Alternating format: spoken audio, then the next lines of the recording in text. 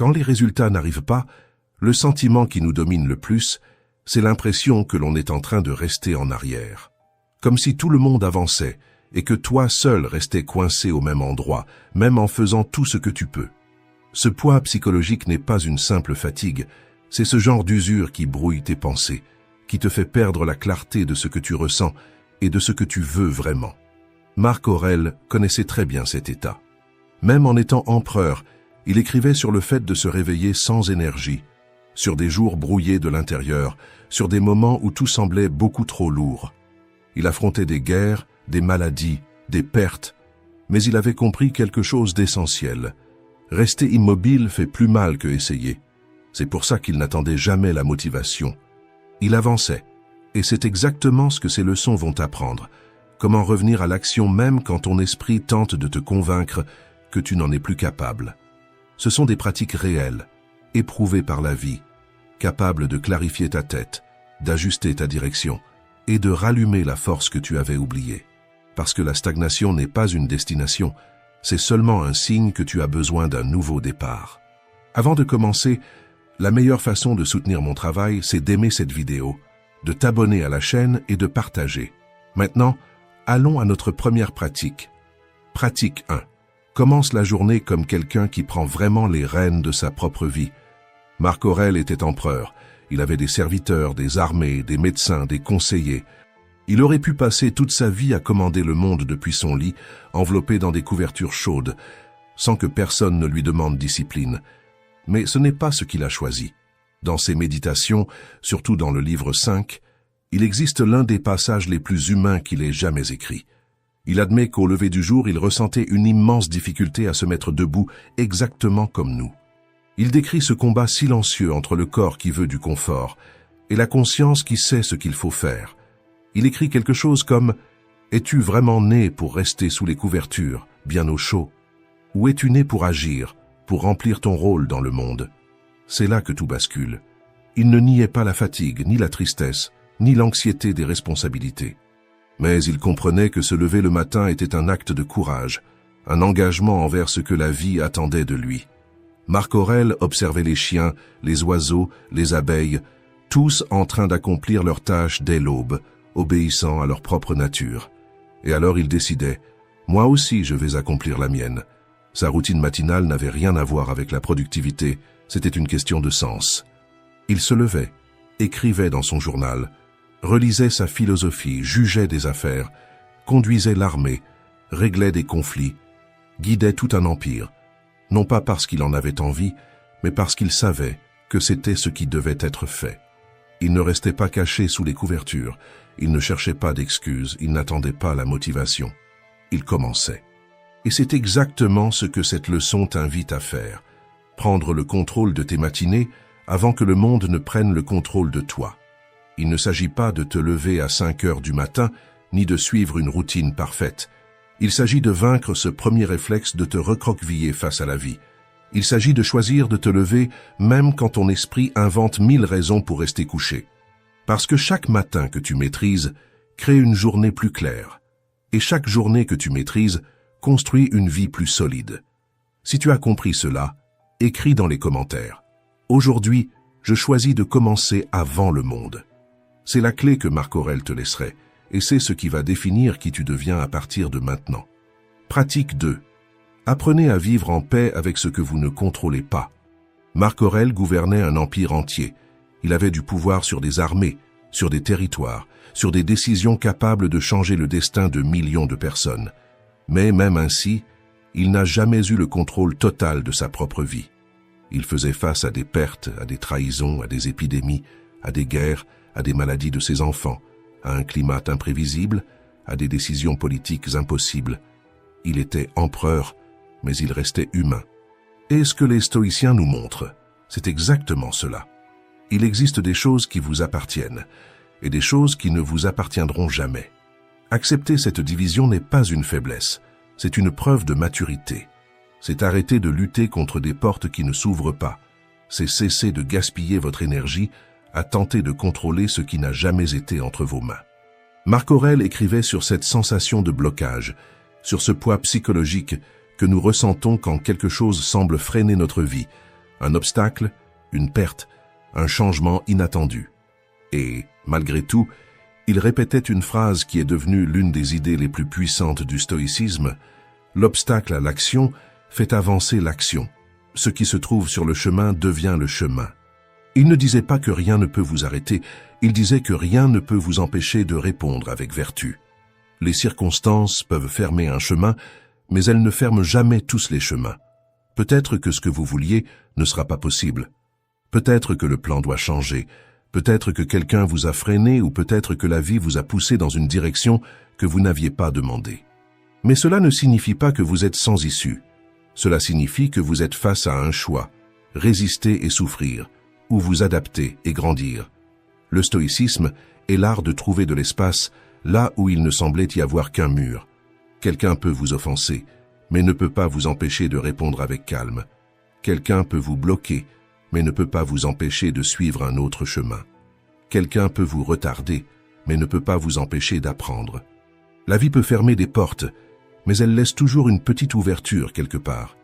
Et cette ouverture, presque toujours, est intérieure, parce que personne ne peut vous empêcher de pratiquer la patience, le courage, la créativité, la discipline ou le pardon.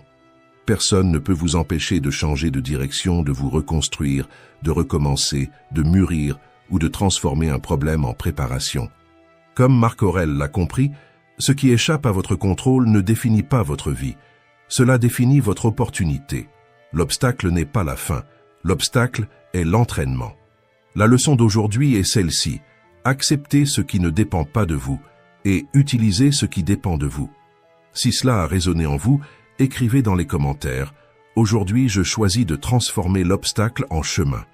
Parce que c'est cet état d'esprit stoïque qui change tout. La vie ne vous arrête pas. C'est vous qui décidez de la façon d'avancer. Pratique 3. Discipline ton âme. Marc Aurèle avait tout. Un pouvoir absolu, une autorité maximale. Personne au-dessus de lui pour lui demander des comptes, exiger quoi que ce soit ou le forcer à agir. S'il voulait repousser une décision, il le pouvait. S'il voulait ignorer une tâche, personne n'oserait le confronter. S'il voulait simplement ne rien faire, personne ne pouvait l'y obliger. Et c'est justement pour cela que cette leçon devient si puissante. Il n'avait que la discipline, et c'est lui qui la choisissait. Parce qu'au fond, Marc Aurèle était comme nous. Il savait ce qu'il devait faire, il savait ce qui était juste, il savait ce qui était important, mais savoir ne résout rien si tu n'agis pas. Dans les méditations, il écrit l'une des phrases les plus percutantes de toute la philosophie stoïcienne: « Tu pourrais être bon aujourd'hui, mais tu choisis demain. » Cette phrase fait mal, parce qu'elle décrit exactement ce que nous faisons. Nous disons que nous allons commencer le régime lundi, que nous allons ranger la maison le week-end, que nous allons écrire le livre quand nous aurons du temps, que nous allons économiser de l'argent quand la vie se stabilisera. Nous ne disons pas que nous allons abandonner, nous disons que nous allons attendre. Et c'est là que se trouve le piège. Parce que si tu n'es pas la personne qui agit aujourd'hui, tu ne seras pas la personne qui agira demain. Demain n'est rien d'autre qu'aujourd'hui avec une nouvelle excuse. Sénèque, qui a profondément influencé Marc Aurèle, disait que tous les sots ont quelque chose en commun. Ils passent leur vie à se préparer à commencer. Ils ne refusent pas ce qu'ils doivent faire. Ils repoussent. Et dans ce report, la vie entière s'en va. Le stoïcisme nous réveille pour une vérité inconfortable. Ce qui doit être fait maintenant. Pas parce que le résultat viendra immédiatement, mais parce qu'agir est ce qui façonne le caractère. Marc Aurèle se rappelait que la valeur de l'action ne réside pas dans la récompense future, mais dans le fait qu'agir te transforme en quelqu'un qui agit. La discipline, c'est ça. Faire ce qui doit être fait, même sans envie. Faire le bon pas, même s'il est petit. Commencer, même sans motivation. Assumer la responsabilité, même lorsque le monde ne l'exige pas. Personne ne peut t'empêcher de faire le premier pas, mais personne ne peut le faire à ta place. La leçon d'aujourd'hui est simple et brutale. Arrête d'attendre le moment parfait, il n'existe pas. Le bon moment, c'est celui où tu décides. Déclare-le pour toi-même. Aujourd'hui, je choisis de faire ce qui doit être fait. Parce que la discipline ne concerne pas demain, elle concerne la personne que tu décides d'être maintenant. Pratique 4. Celui qui mène assume, règle les choses et avance. Il existe une histoire à propos de Marc Aurèle qui révèle, avec une clarté brute, ce que signifie vraiment diriger. Pendant la peste antonine, une pandémie qui a ravagé Rome pendant près de 15 années, des millions de personnes sont mortes, des villes entières se sont vidées, l'économie s'est effondrée, et le sentiment général était que l'Empire s'écroulait.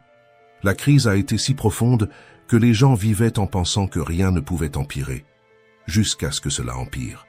Dans des moments comme ceux-là, beaucoup de dirigeants cherchent des cachettes, ils rejettent la faute sur d'autres, créent des boucs émissaires, font ce que Néron a fait pendant le grand incendie. Ils se dissimulent derrière le chaos. Mais Marc Aurèle a fait l'inverse. Il a traversé le palais impérial, il a regardé les richesses, les bijoux, les objets luxueux de son épouse, les vêtements les plus raffinés de l'Empire, et il a décidé de tout vendre.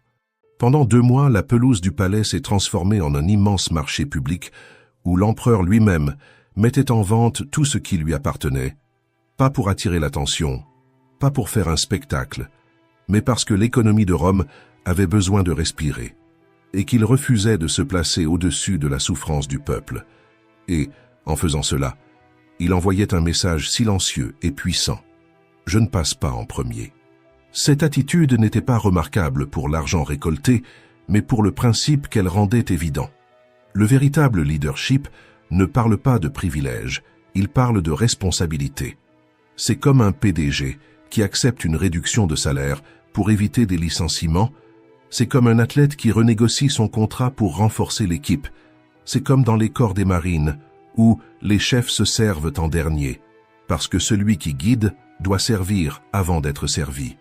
Marc Aurèle cite même les Spartiates dans un passage des Pensées.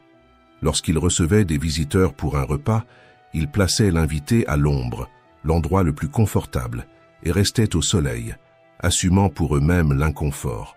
C'est cela la grandeur, c'est cela le caractère, c'est cela l'éthique, et c'est pour cette raison que l'héritage de Marc Aurèle a traversé les siècles. Il ne dirigeait pas pour le statut, il dirigeait par l'exemple, il plaçait le peuple avant son propre confort, il assumait un poids qu'il aurait pu déléguer. Parce que, pour les stoïciens, diriger ne consiste pas à commander, mais à porter. Ce n'est pas une question de trône, c'est une question de sacrifice. Ce n'est pas être servi, c'est servir. La leçon d'aujourd'hui est simple, mais profonde. Quand quelque chose dépend de toi, assume. Quand quelqu'un a besoin de toi, sois présent. Quand la situation exige de la maturité, offre de la maturité. Si cela t'a touché, écris en commentaire. Aujourd'hui, je choisis de diriger par l'exemple. Parce que la responsabilité n'est pas un fardeau, c'est un honneur. Et c'est cela qui définit les grands. Pratique 5. Relâcher le poids de l'anxiété. Il est facile d'imaginer que devenir empereur serait confortable. Des centaines de personnes prêtes à obéir, des conseils demandés à tout moment, des décisions entre vos mains et un pouvoir absolu. Mais il existe une autre façon, plus vraie, de regarder tout cela. Être empereur devait être écrasant. Pensez au poids émotionnel qui reposait sur Marc Aurèle. La moindre erreur pouvait coûter des vies, des territoires, des alliances, des guerres. Il a enterré plusieurs enfants. Il a perdu la moitié des enfants qu'il a mis au monde. Et malgré cela, on attendait de lui qu'il dirige, qu'il reste ferme, qu'il demeure rationnel. Dans Méditation, il existe un moment particulièrement douloureux. Il décrit un fils qui tousse, fiévreux, malade, puis il s'écrie à lui-même « Ne laisse pas ton esprit s'enfuir, n'imagine pas le pire ». Il ne disait pas cela parce que ce serait dramatique de penser ainsi, mais parce qu'il avait de vraies raisons d'avoir peur. Il avait déjà perdu d'autres enfants dans des circonstances similaires.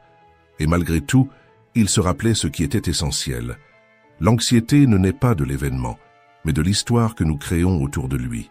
Marc Aurèle comprenait que vivre en anticipant les catastrophes nous vole la seule chose que nous possédons vraiment, le moment présent. Et vient alors le passage le plus puissant de tous. Aujourd'hui, j'ai échappé à mon anxiété. Mais il se corrige immédiatement.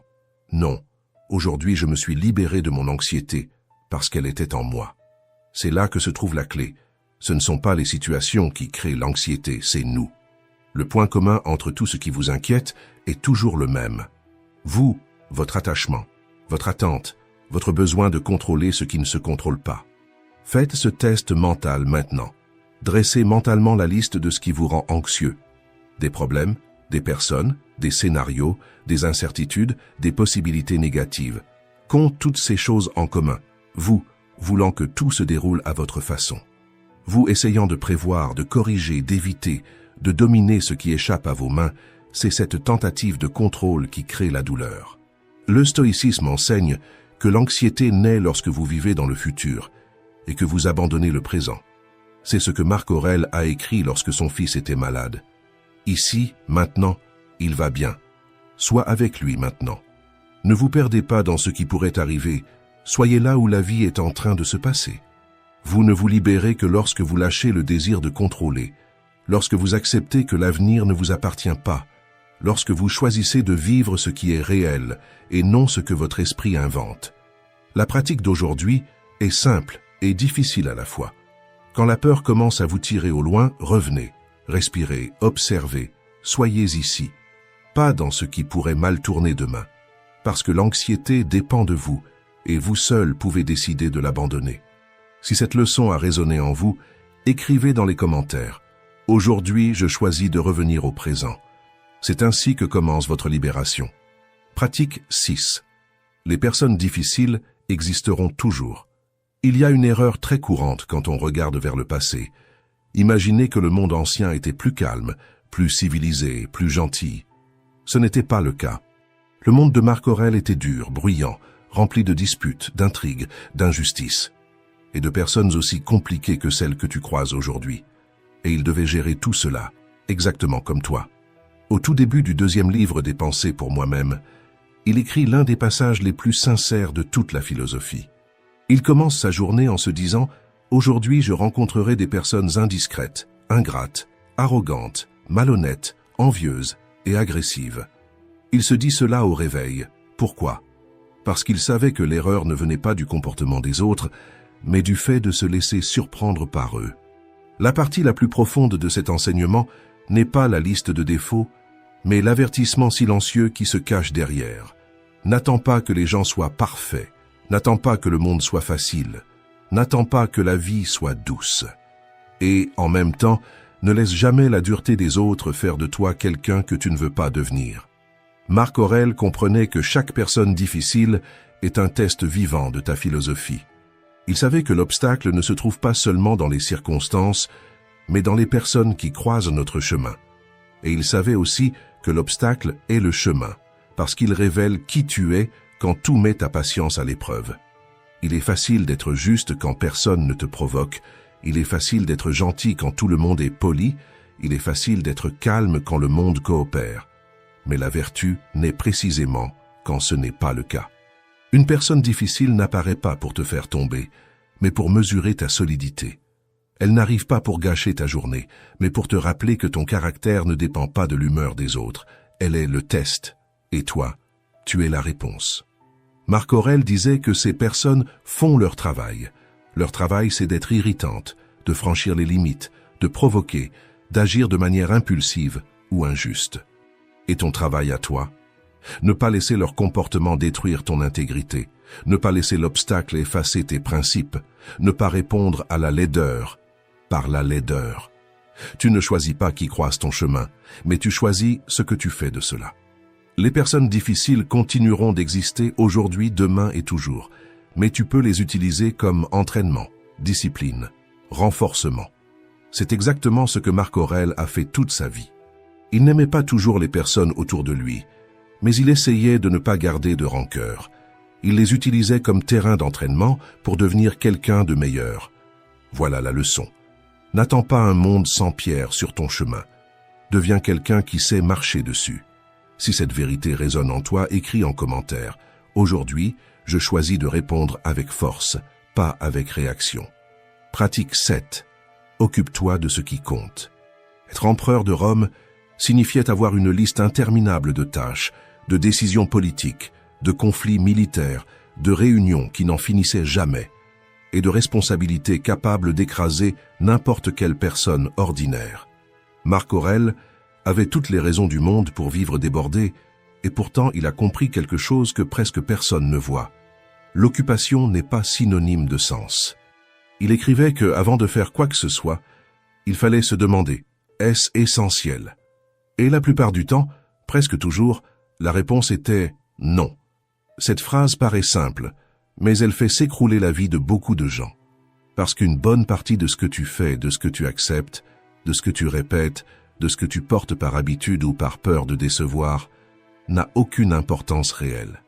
Marc Aurèle avertissait que lorsque tu élimines ce qui n'est pas essentiel, tu découvres un avantage double. D'abord, tu libères de l'espace mental, et ensuite, tu fais bien mieux ce qui compte vraiment. Maintenant, pense à ta vie. Combien de tâches accomplis-tu uniquement par inertie? Combien d'obligations maintiens-tu juste parce que tu as toujours fait comme ça? Combien d'attentes essaies-tu d'honorer seulement par pression sociale? Si tu découvrais qu'il te restait seulement une année de vie, combien de ces choses continuerais-tu à faire? Si personne ne te regardait, combien en garderais-tu? Si ton travail ne l'exigeait pas, combien abandonnerais-tu sur le champ? La vérité, c'est qu'une grande partie de ce qui t'occupe ne te construit pas. C'est du bruit. C'est de la distraction. C'est une routine automatique. C'est l'habitude de remplir le temps pour éviter d'affronter ce qui compte vraiment. Les stoïciens appelaient cela la dilution de la vie. Le moment où tu gaspilles ton énergie dans des tâches qui ne changent rien, qui ne te renforcent pas, qui ne t'approchent pas de ce que tu désires. Marc Aurèle t'invite à faire l'inverse. Être sélectif, discipliné et rigoureux avec l'endroit où tu poses ton attention. Dire non à ce qui est inutile est une forme de liberté. Dire oui seulement à ce qui a du sens est une forme de force. Demande-toi maintenant avec honnêteté, ce que je fais est-ce essentiel? En ai-je vraiment besoin?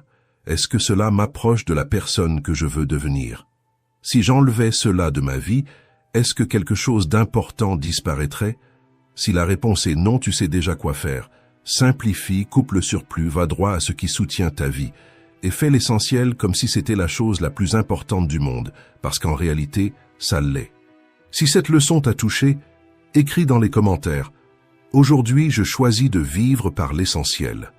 Ainsi, non seulement tu organises ton temps, mais tu réalignes ta vie avec ce qui compte vraiment.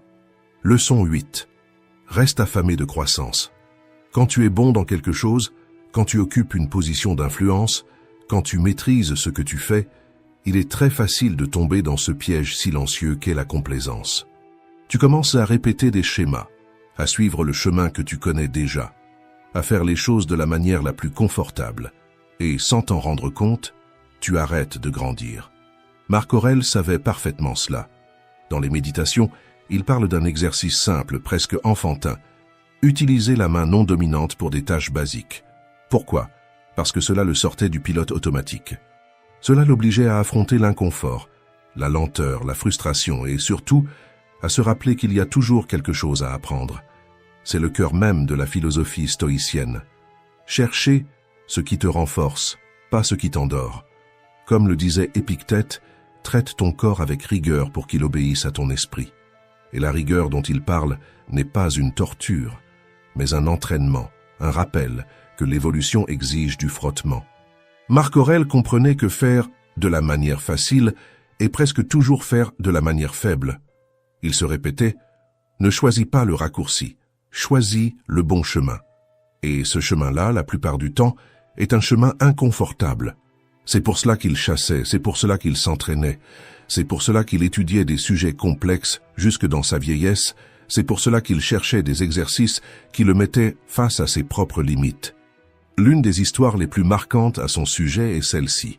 Déjà âgé, avec le corps fatigué et le poids de gouverner un empire entier, il sort du palais en marchant. Un ami le voit et lui demande « Où vas-tu » Et il répond « Je vais voir le philosophe Sextus, apprendre ce que je ne sais pas encore. » Il aurait pu faire venir le philosophe au palais. Il aurait pu dire qu'il était trop vieux pour cela. Il aurait pu invoquer le manque de temps, le poids de l'empire, la fatigue, les douleurs, les devoirs. Mais il a choisi de rester élève, même en étant l'homme le plus puissant du monde. Ce choix garde n'importe qui humble, garde vivante la flamme de la curiosité, garde l'esprit jeune, vigilant, éveillé. Et c'est exactement ce que tu dois apprendre de lui. N'attends pas que la vie te mette à l'épreuve. Cherche des épreuves qui te gardent en croissance. Sors de la routine prévisible, entre dans l'inconfort intentionnel. Remplace la maîtrise par l'apprentissage, remplace l'orgueil par l'humilité de recommencer. Si tu arrêtes de te mettre au défi, tu arrêtes d'évoluer. Si tu arrêtes d'évoluer, tu commences à t'atrophier. Si tu t'atrophies, tu perds l'éclat, la force, la clarté. C'est pour cela que la question stoïcienne est simple, directe et profondément transformatrice. Qu'est-ce que je ne sais pas encore et que j'ai besoin d'apprendre? Si tu as compris cette leçon, écris dans les commentaires. Aujourd'hui, je choisis de grandir. Parce que l'évolution n'est pas un accident, c'est un choix quotidien. Et elle commence lorsque tu décides de ne pas vivre seulement de ce que tu maîtrises déjà, mais de tout ce que tu peux encore devenir. Leçon 9. Comprends que tout est temporaire. Il y a peu de choses qui bouleversent autant notre manière de vivre que le simple fait de se rappeler que tout passe, que rien n'est garanti, que, à n'importe quel moment, la vie peut changer de direction ou simplement s'arrêter. Marc Aurèle se répétait cela à lui-même comme un rappel quotidien. Tu peux quitter la vie à l'instant même, que cela détermine ce que tu fais, ce que tu dis et ce que tu penses. Pour lui, ce n'était pas de la poésie, c'était la réalité. Il a vécu au milieu de la peste antonine. Il a vu des villes entières tomber malades. Il a perdu des personnes qu'il aimait. Il a perdu des maîtres, des amis, des membres de sa famille. Et il portait encore sur ses épaules le poids de gouverner un empire en train de s'effondrer. Rome était un endroit dur, violent et imprévisible. La mort n'était pas une idée lointaine, c'était une présence constante. Et c'est précisément pour cela que cette leçon est si puissante. Ce souvenir de la mort n'est pas une obsession, c'est de la clarté. Quand tu comprends que tout est éphémère, la santé, l'argent, la célébrité, l'approbation des autres, même ton propre corps, il naît en toi quelque chose qui manque à beaucoup de gens. Une urgence qui a du sens. Ce n'est pas une course vide, c'est la conscience de ce qui mérite vraiment le peu de temps que tu as. Marc Aurèle se demandait, dans quelques générations, est-ce que quelqu'un se souviendra de moi? Est-ce que quelqu'un connaît le nom de tous les empereurs qui sont venus avant? Et la réponse était évidente. Presque personne. Les conquêtes, les titres, les applaudissements, tout cela disparaît. Ce qui reste, c'est la manière dont tu as vécu pendant que tu étais ici. Il a compris que ce qui compte vraiment, ce n'est pas à quel point tu parais important, mais comment tu agis maintenant. Est-ce que tu traites bien les gens? Est-ce que tu vis en accord avec tes valeurs? Est-ce que tu agis avec calme, courage et honnêteté? Est-ce que tu fais de ton mieux avec le temps que tu as? C'est ça qui compte. Le reste, c'est du bruit. Les Romains avaient une coutume. Lorsqu'un général revenait victorieux d'une bataille et défilait en triomphe dans les rues, la tradition dit qu'un esclave marchait à ses côtés en lui murmurant « Memento mori ». Souviens-toi que tu vas mourir. Ce n'était pas pour l'humilier, c'était pour le ramener à la réalité, pour lui rappeler que personne n'est un dieu, que personne n'est au-dessus des lois de la vie, que personne n'échappe à la même condition. Nous sommes tous temporaires. Ce rappel ne devrait pas te paralyser, il devrait te libérer. Si la vie est brève, pourquoi repousser des conversations importantes? Si la vie est brève, pourquoi gaspiller des journées avec l'orgueil, le ressentiment et la vanité? Si la vie est brève, pourquoi vivre comme si tu avais des garanties que tu n'as jamais eues? L'impermanence nous enseigne l'humilité. Tu ne contrôles pas tout, tu n'as pas tout le temps du monde, tu n'es pas le centre de l'univers. Mais en même temps, elle te donne un pouvoir immense. Tu peux encore choisir ce que tu fais de la journée d'aujourd'hui. C'est cela que Marc Aurèle voulait dire lorsqu'il écrivait que le souvenir de la mort doit déterminer ce que tu fais, ce que tu dis et ce que tu penses. Si tu te rappelais vraiment chaque jour que celui-ci pourrait être ton dernier, tu perdrais moins de temps avec les petites disputes, avec les opinions des autres, avec la peur du jugement, et tu commencerais à prendre soin de ceux que tu aimes, de qui tu es, et de ce que tu construis en toi.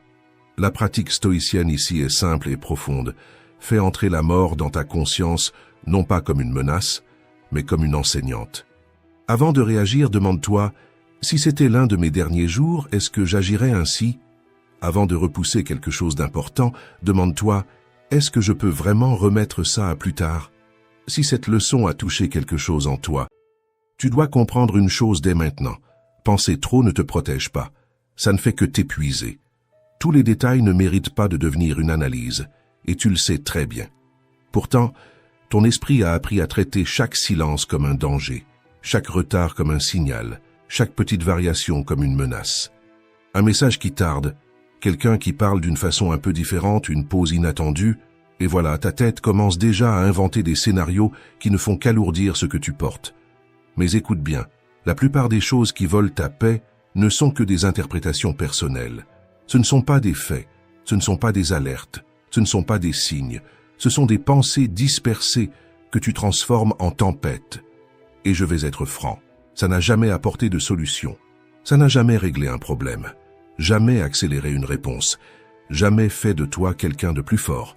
Ça a seulement consommé ton énergie, brouillé ta présence et t'a éloigné de ce qui compte vraiment. Les stoïciens avaient une règle non négociable. Ce qui ne dépend pas de toi ne mérite pas ton énergie. Ce qui dépend de toi n'a pas besoin de ton anxiété, mais de ton action. C'est aussi simple que ça. Ce qui est entre tes mains se résout avec une attitude juste. Ce qui ne l'est pas, tu apprends à le laisser partir. Et à partir d'aujourd'hui, chaque fois que ton esprit commencera à s'emballer, tu feras exactement l'inverse. Tu respireras profondément, tu reviendras à l'instant présent et tu te souviendras que tu n'es pas prisonnier de tes propres pensées. Parce que la vie n'est pas en train de te mettre à l'épreuve pour te briser, elle te montre petit à petit que tu as déjà bien plus de force que tu ne l'imagines. Et les leçons d'aujourd'hui vont rendre cela impossible à ignorer. Elles vont te ramener vers toi, vers ton centre, vers la confiance que tu as perdue sans même t'en rendre compte. Avant que l'on commence, je te demande seulement 2 choses. Aime la vidéo et abonne-toi à la chaîne.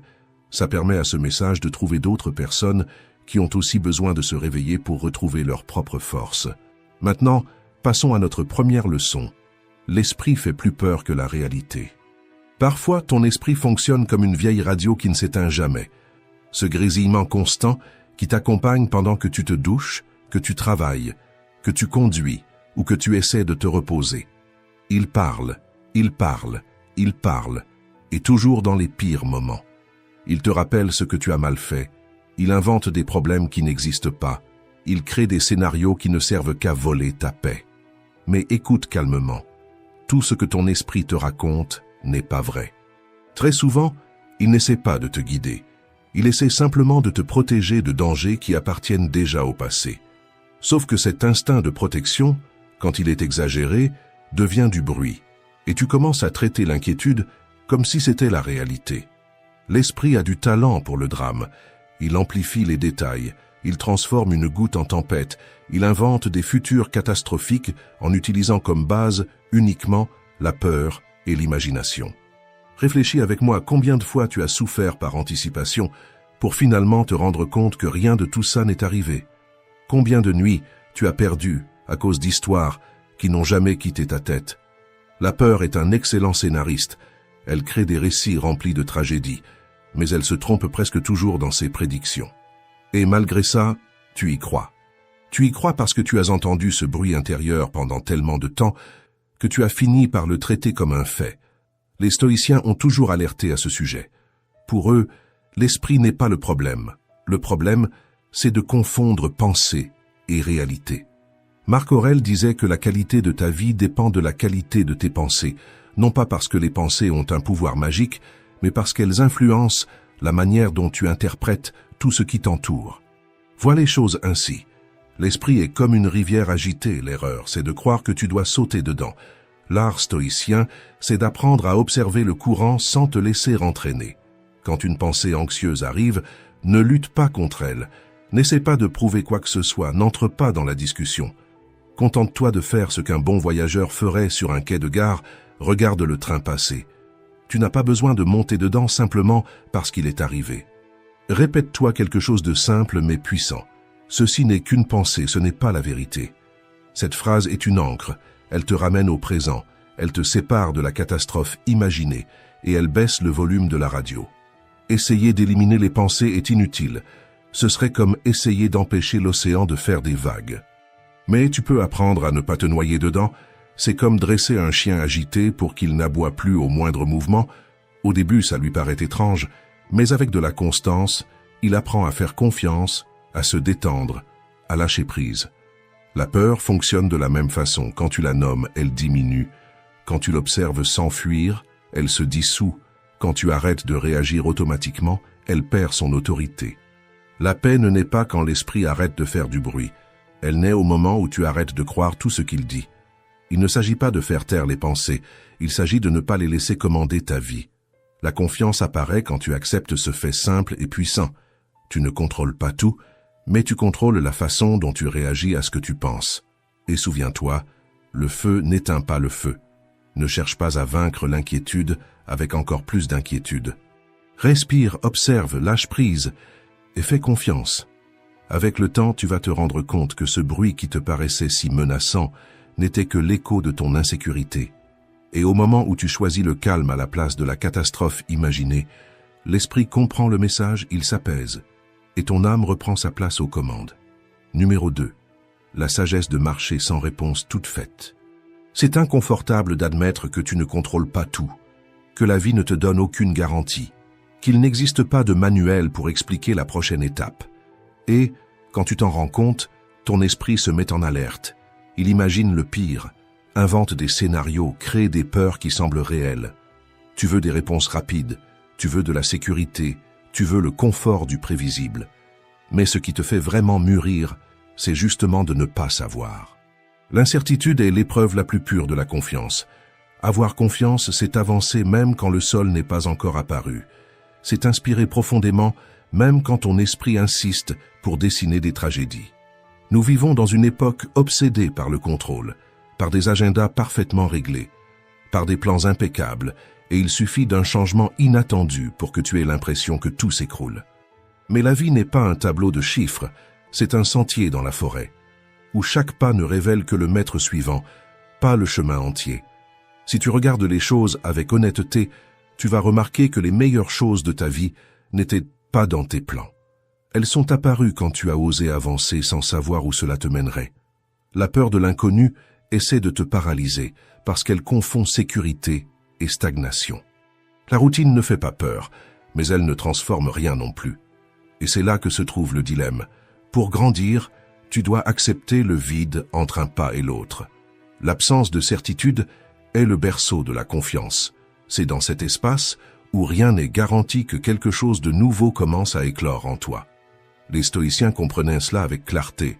Pour eux, la sérénité ne consiste pas à avoir tout résolu, mais à rester lucide, même au milieu de l'incertain.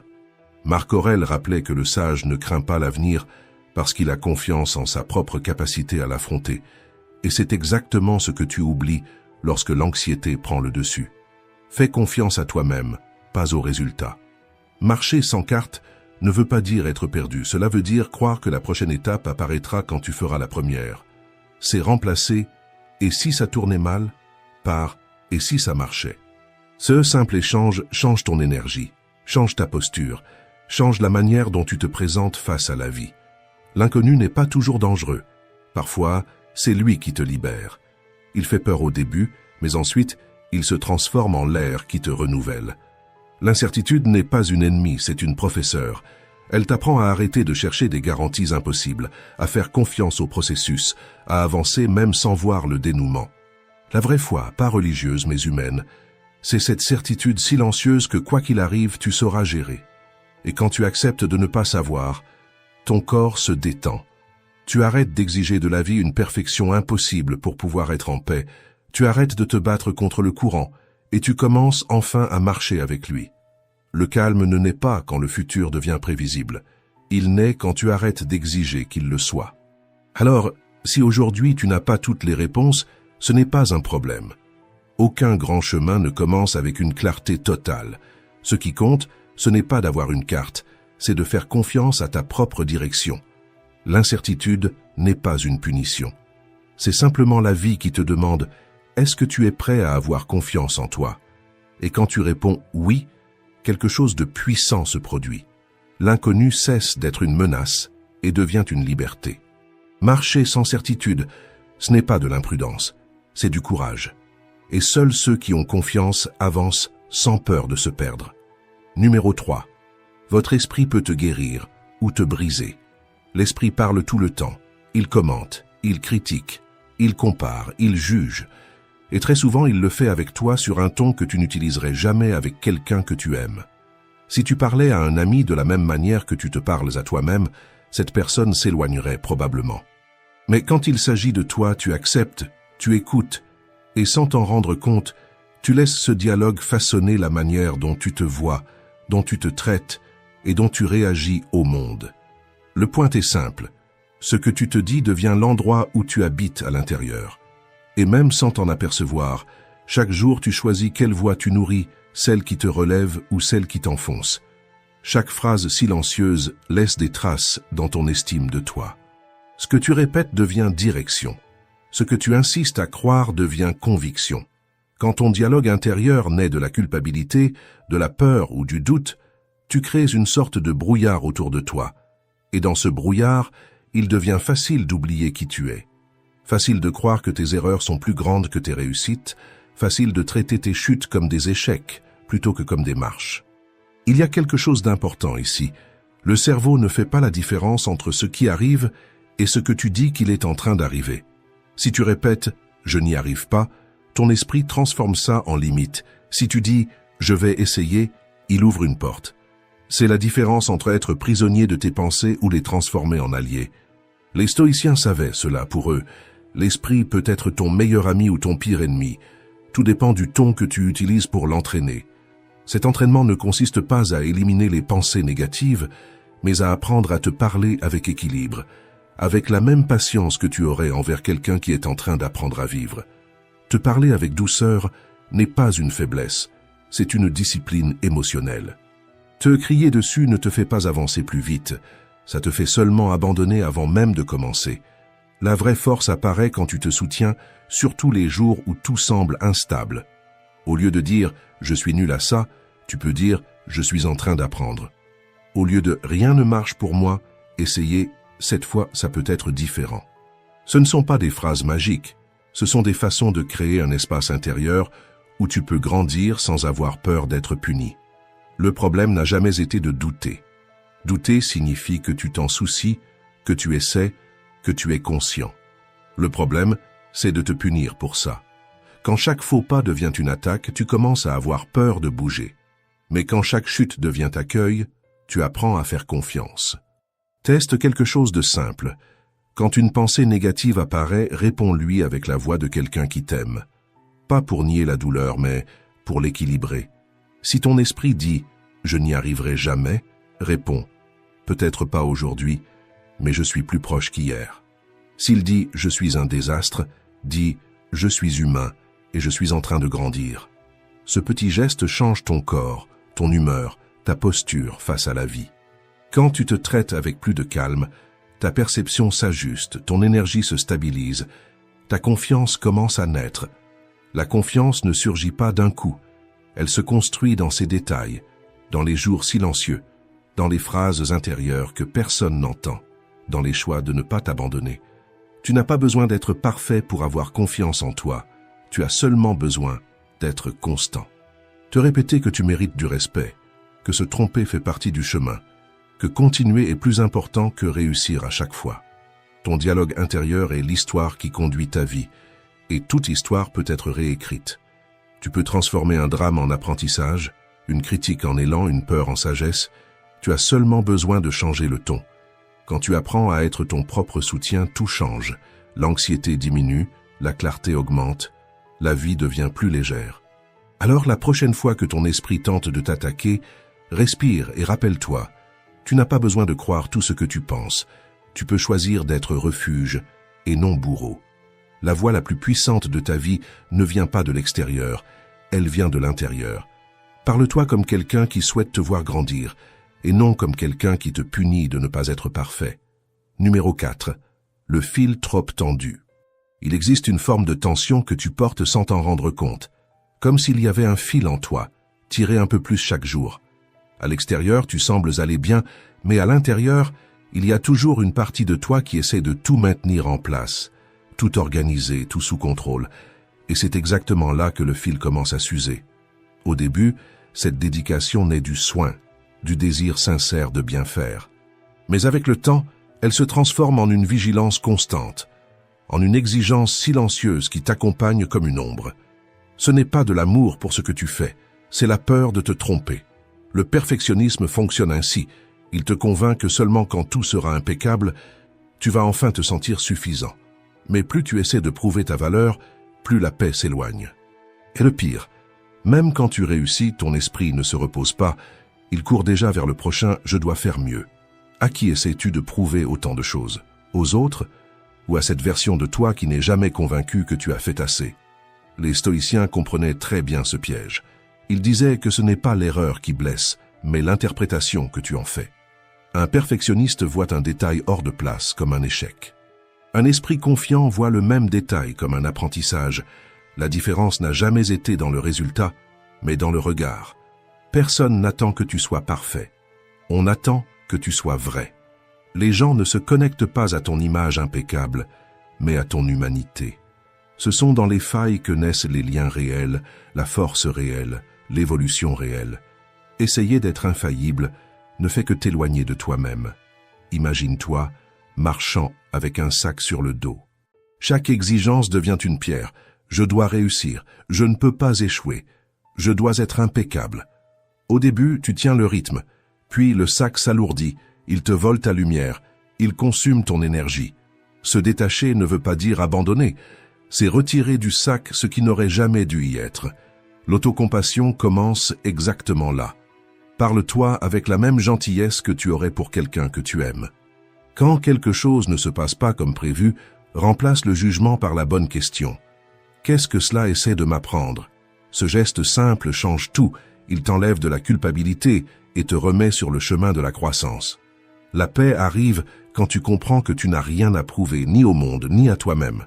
Tu n'as pas besoin de mériter le repos, de justifier les pauses ou de performer la perfection. Ta valeur n'est pas dans le résultat, elle est dans la manière dont tu te traites pendant que tu essaies. La vie n'exige pas que tu sois impeccable, elle a besoin que tu sois réel.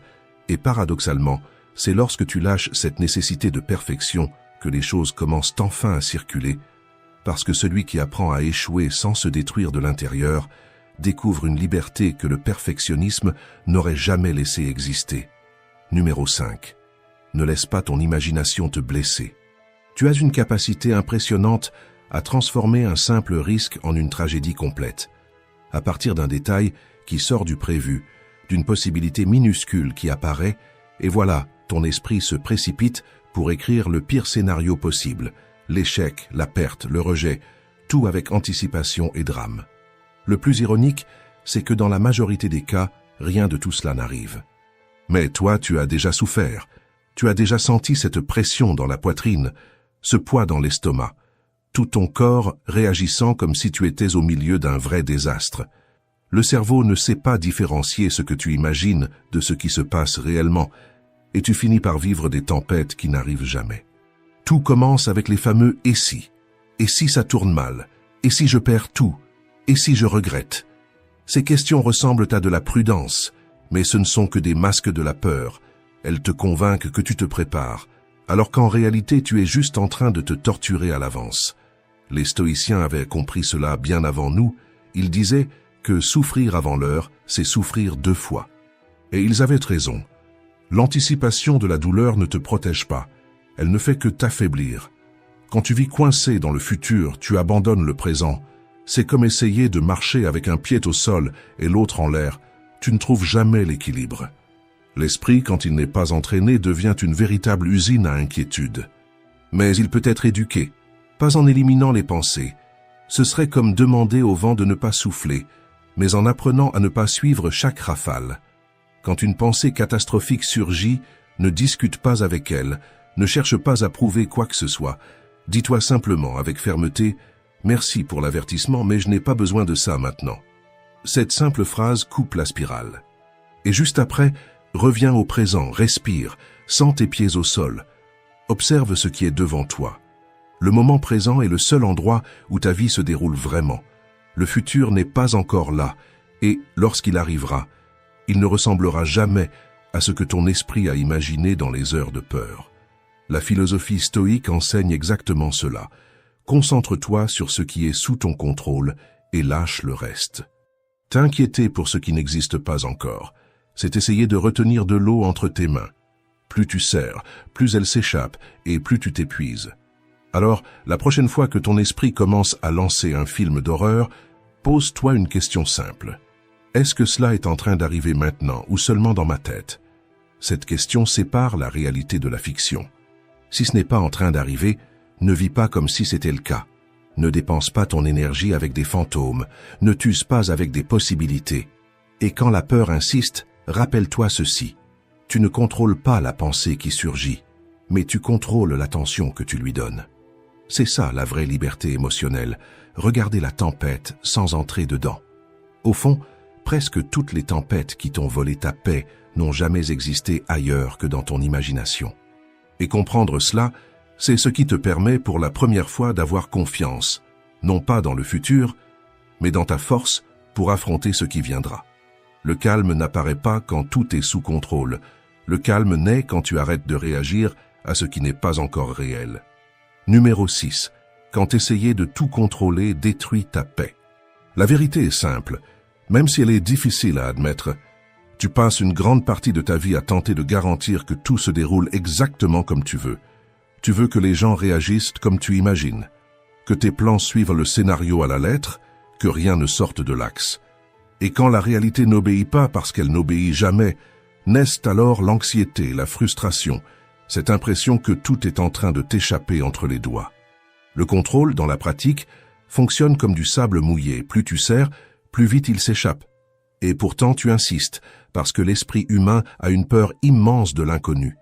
Il préfère imaginer des catastrophes plutôt que d'accepter qu'il ne sait pas ce qui va arriver.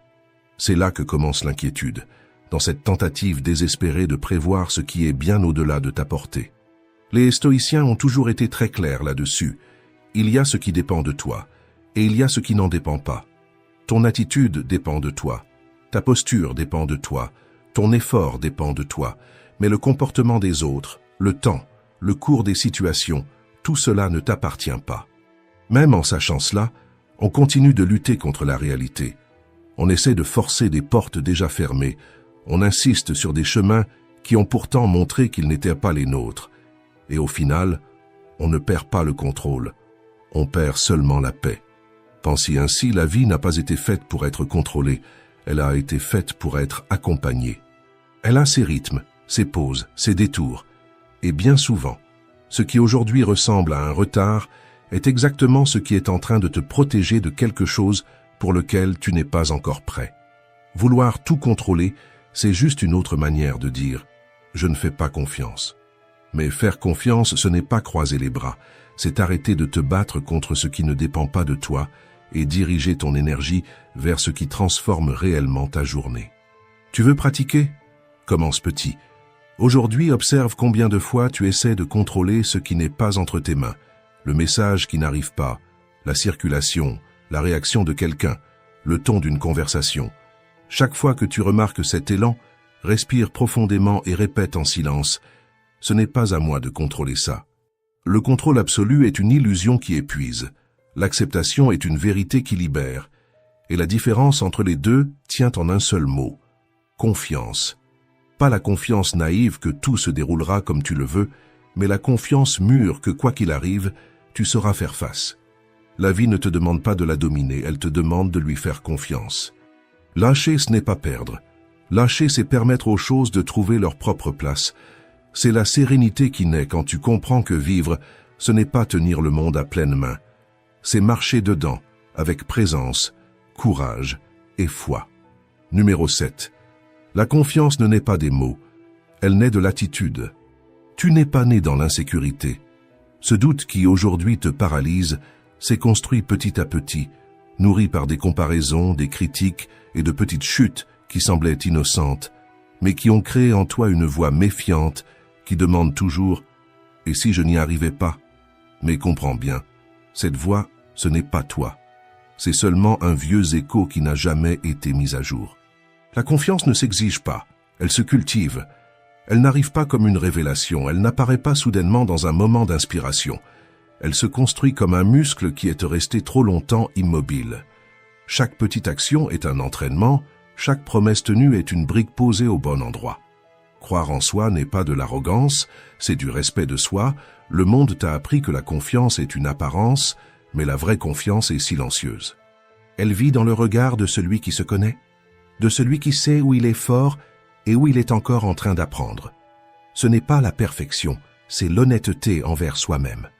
Les stoïciens disaient que la maîtrise de soi est la plus grande force humaine, parce que celui qui se maîtrise lui-même ne dépend pas de l'approbation du monde.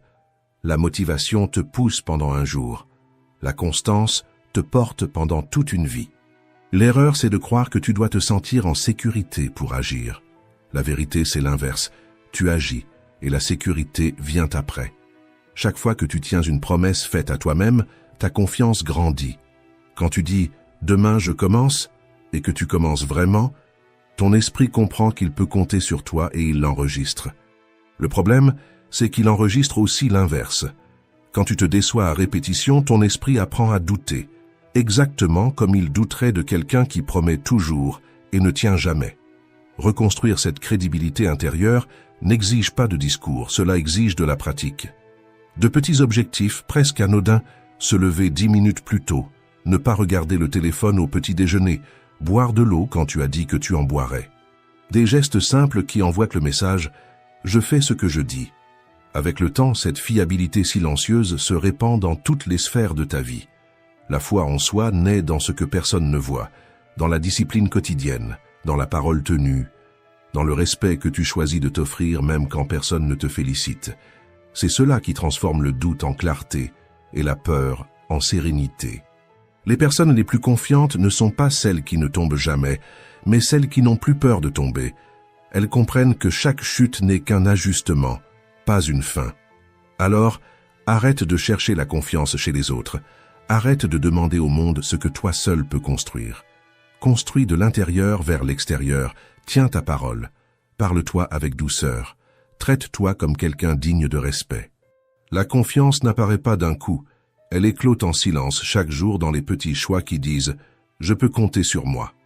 Numéro 8. La vie te traite mieux quand tu respectes ton propre rythme. Tu vis dans la précipitation.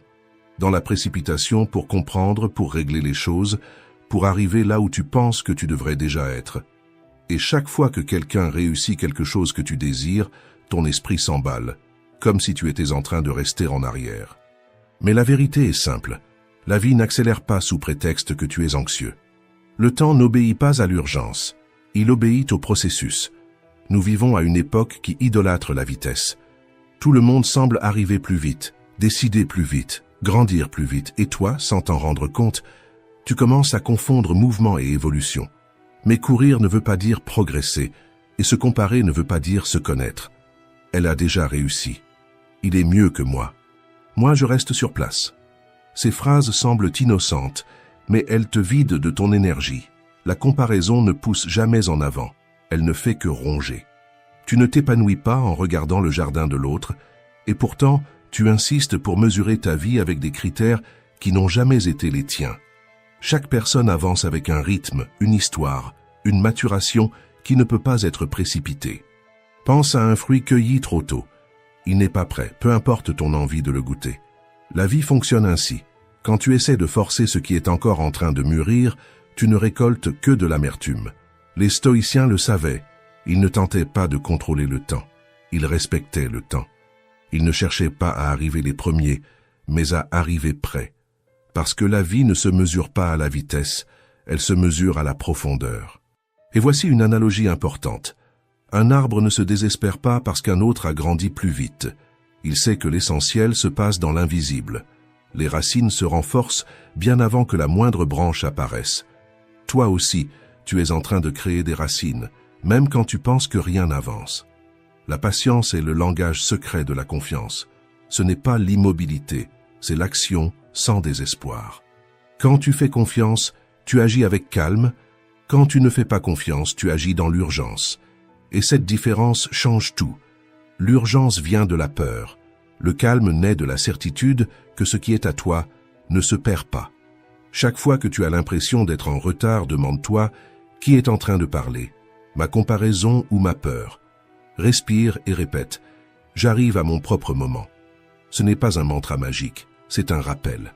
Ta vie n'est pas en retard, elle est en train de mûrir. Le calendrier n'est pas un juge, le temps n'est pas un ennemi. L'impatience t'aveugle, mais la vie continue à travailler en silence, en toi, en préparant ce qui ne peut pas encore être vu. Quand cette vérité finit par trouver sa place dans ta poitrine, ton esprit ralentit et ton cœur se pose. Parce que tu comprends, profondément, que la confiance ne se prouve pas en courant, mais en avançant avec sérénité. La patience, ce n'est pas s'arrêter, c'est continuer à marcher en confiance. Numéro 9. Ta plus grande arme sera toujours le calme. Tu as déjà remarqué comme notre monde confond la précipitation avec la compétence. Tout doit être répondu à l'instant, réglé à l'instant, décidé à l'instant. Comme si chaque seconde était une course contre un ennemi invisible. Et sans t'en rendre compte, tu commences à croire que être tranquille signifie être en retard. Mais il existe une force que presque personne ne cultive, le calme qui reste solide pendant que tout autour tremble. Ce n'est pas rester immobile, ce n'est pas abandonner, ce n'est pas se cacher, c'est cette stabilité intérieure qui ne vacille pas au moindre bruit extérieur. Pense à une flamme protégée sous une cloche en verre. Dehors, il y a du vent, il pleut, le monde s'effondre, mais la flamme reste debout parce qu'elle est protégée par l'espace qu'il faut. Le calme fonctionne comme ça. Il crée un abri à l'intérieur de toi, et celui qui possède un abri intérieur ne réagit jamais dans la panique, il décide avec clarté. Quand le chaos arrive, la vraie force ne se trouve pas dans le fait de crier, d'accuser ou d'exploser, mais dans le fait de respirer profondément avant de répondre. Le calme n'est pas de la passivité. Le calme est une maîtrise. C'est toi qui te dis « Je choisis ma réaction, pas ma peur ». L'esprit, quand il est effrayé, transforme des ombres en menaces. Mais quand tu fais une pause, tu réalises que beaucoup de ces menaces n'existaient que dans ton imagination. Les stoïciens le savaient. Ils répétaient que tu ne contrôles pas le monde, mais que tu contrôles la signification que tu lui donnes. La tempête est la même. Ce qui change, c'est le pilote. Avec le calme, tu réfléchis mieux, tu vois au-delà de l'impulsion, tu agis avec précision. Avec la précipitation, tu réagis sous l'émotion et tu regrettes presque toujours. Et le calme, ça se travaille.